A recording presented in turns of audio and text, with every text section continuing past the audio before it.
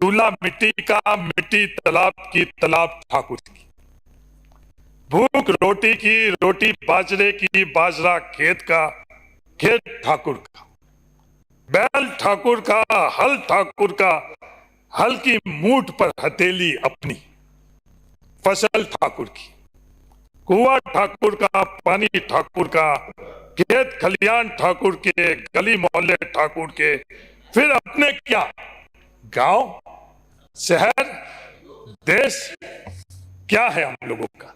इस बजट के अंदर कुछ भी नहीं है, सब कुछ ठाकुर। बड़े बड़े महलों के लिए, ठाकुरों के लिए तो बहुत कुछ है। आज अरे साहब, ये रिफाइनरी कौन खा गया? ये रिफाइनरी कौन खा गया है वो भी पता है। चिल्लाना हिम्मत हो तो वह जाकर ये बात कर लो, ये करना जो कर ले, हिम्मत है वो कर लो, शाबाश तरह से कर लो। ये आवाज मजदूर की, ये आवाज पिछड़ों की, ये तमाम लोग इकट्ठे हो जाए, ये आवाज दबा नहीं सकते हैं।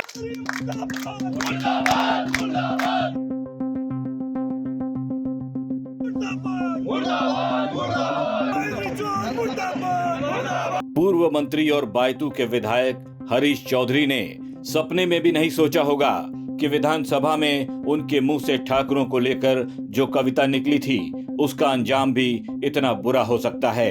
ठाकुरों का कुआं वाली कविता सुनाकर हरीश चौधरी अब चौतरफा घिर चुके हैं। पूरे प्रदेश में राजपूत समाज अब चौधरी के खिलाफ सड़क पर उतर आया है। राजपूत समाज के लोग अब मांग कर रहे हैं कि हरीश चौधरी ने विधानसभा में जो आपत्तिजनक बयान दिया है, अगर उसके लिए माफी नहीं मांगते हैं तो इसका अंजाम बहुत बुरा होगा। जयपुर में राजपूत समाज के युवाओं ने सड़क पर उतरकर हरीश चौधरी का जोरदार विरोध किया, उनके खिलाफ नारे लगाए और तो और उनका पुतला भी दहन कर डाला।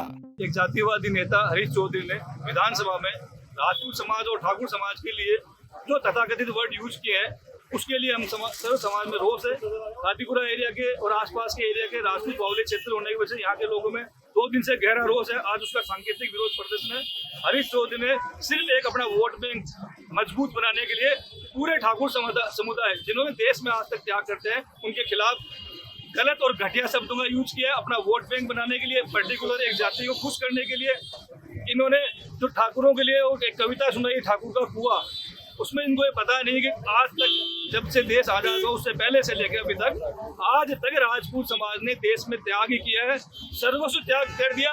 एक एक परिवार की 3-3 पीढ़ियों ने शहीद कर दिया अपने आप को मुगलों से बचाने के लिए। उस ठाकुर परिवार पे ये जातिवादी नेता एक उंगली उठा रहा है और कारण ये नहीं है, कारण कुछ और है।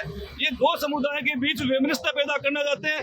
राजपूत समुदाय और जाट समुदाय दोनों ही मार्शल कौम है, दोनों अपना अपना वर्चस्व रखती है राजस्थान में, लेकिन ये उन दोनों को झगड़ा कराकर लड़ाकर अपनी नेतागिरी चमकाना चाहते हैं। इनके मंसूबे सफल नहीं होंगे और जो इन्होंने एक हरकत की है उसके लिए इनको माफी मांगनी पड़ेगी। जब तक माफी नहीं मांगी जाएगी, इनके खिलाफ आंदोलन किया जाएगा। विधानसभा में जब हरीश चौधरी ने ठाकुरों का कुआं वाली कविता सुनाकर राजपूतों को अपने निशाने पर लिया था, तब सबसे पहले सदन में निर्दलीय विधायक रविंद्र सिंह भाटी ने खड़े होकर उनके बयान पर आपत्ति जाहिर की थी। भाटी ने पूछा था कि चौधरी साहब पहले ये बताएं कि रिफाइनरी कौन खा गया। वोट की राजनीति के लिए एक समाज से दूसरे समाज को लड़ाने की ये जो प्रथा शुरू हो रही है, मैं इसकी कड़े शब्दों में निंदा करता हूं। ये लोकतंत्र का पावन मंदिर है, इसकी एक गरिमा है।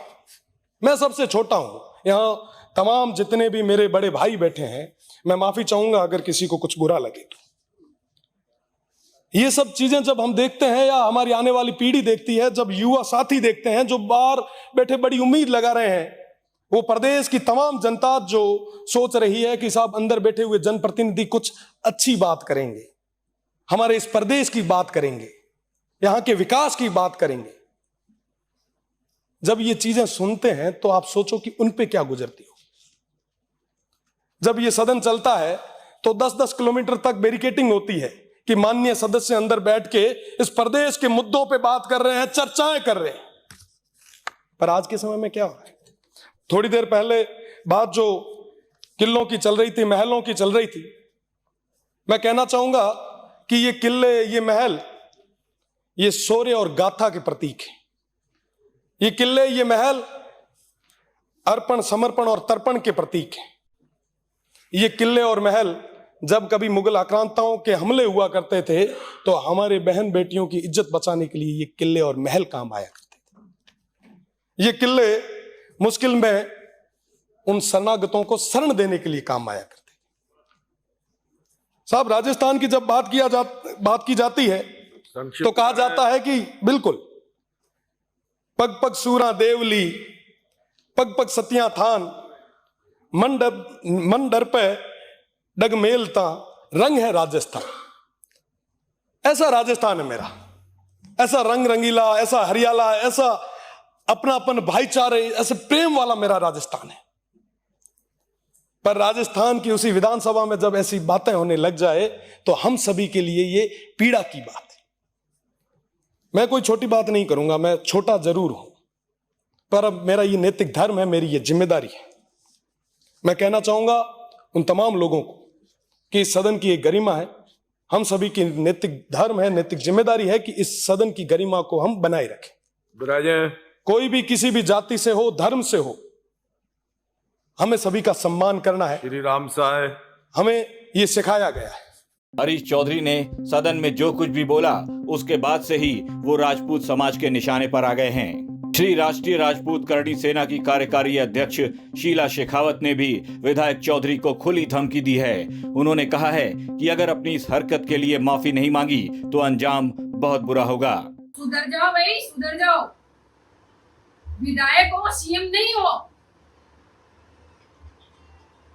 पटकेंगे ना, फिर माफी मांगते आओगे ना पीछे पीछे। अरे कम से कम 60-70 साल आपने अकल ठिकाने दी है क्या? आपकी उम्र खा ली आपने 60-70 साल। आज आप टारगेट करोगे, कल को आप हमारे पास नाक रगड़ते भी आओगे, ये भी मैं आपको बता दूं। ज्यादा बोलने से अच्छा है मेरी थोड़ी बातों को ज्यादा समझें आप, क्योंकि फिर आप बोलोगे कि जातिवाद करते हैं, सामंतवादी हैं। सामंतवाद का ठप्पा भी जो लगता है ना, वो सबसे पहले हम राजपूतों पे ही लगता है, आप जैसे लोगों की वजह से। हरीश चौधरी ने जो बयान दिया उससे वो सिर्फ अपने सियासी विरोधियों के निशाने पर ही नहीं हैं, खुद उन्हीं की पार्टी के नेता प्रताप सिंह खाचरियावास ने भी उनके बयान पर घोर आपत्ति जाहिर की है। राजपूत समाज के लोगों का कहना है कि राजपूतों ने अगर शासन किया है तो उन्होंने प्रजा को साथ लेकर चलने का भी काम किया है। चौधरी को राजपूत समाज ने खुली चेतावनी देते हुए कहा है, उन्हें हिदायत दी है कि वो चाहें तो इतिहास उठाकर देख लें। देश को बचाने के लिए सबसे ज्यादा राजपूतों ने ही अपने प्राणों की आहुति दी है और चौधरी ने इस तरह का बयान देकर पूरे राजपूत समाज का अपमान करने का काम किया है। राजस्थान तक के लिए जयपुर से विशाल शर्मा की रिपोर्ट।